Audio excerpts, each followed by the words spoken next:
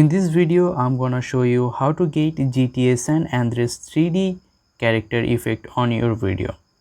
To do this, we need the help of Snapchat application. If you don't have Snapchat application, you can download it from Play Store.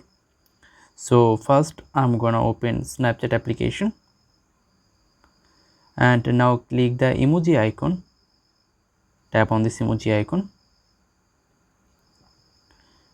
Now from here, click Explore at the bottom right corner. Now search Grove Street. Grove, then Street. Now tap on search icon. From here you can select anyone that you want. So I'm gonna select the first one. You can see that the filter has moved into my camera. To make the video, hold down the around key.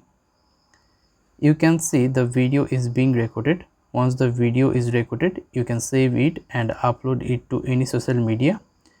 Click the save button to save this video. I hope you understand the full video.